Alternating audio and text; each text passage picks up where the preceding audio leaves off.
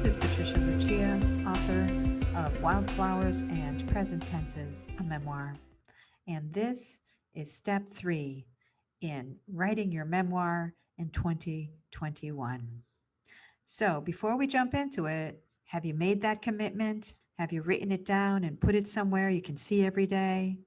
That's going to be really important because some of the parts of this are going to be easy, they'll flow. And then other parts might feel a little bit sluggish. So there might be days you need to look at that commitment and reestablish it. Have you established your word count? Whatever your word count is, you should have it firm in your mind. That's going to be important moving forward. So let's get into it. So today I'm going to talk about making your story list. This is kind of a fun part because it's the beginning of your creative process. Hopefully you've been thinking about the kinds of things that you want to write, the kind of stories you want to write. These can be experiences that were joyful and they can be experiences that were traumatic. So just a word on the traumatic experiences.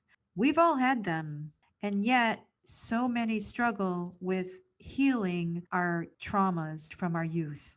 This is what makes your memoir so valuable. You get to share the story of whatever trauma you experience and share your own healing process. Now, that doesn't mean you need to be finished with your healing because you're human.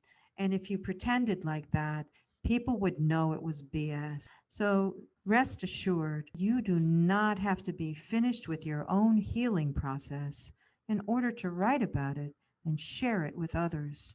In fact, that would be inspirational because people need to know that healing these old wounds takes a while, and we all need to be patient with ourselves in that process. So even if you think you're not ready to write about it, put it on the list because just writing it down will open up an energetic portal for you to be able to explore it. Other things to consider, unique people that you've met, and we've all met.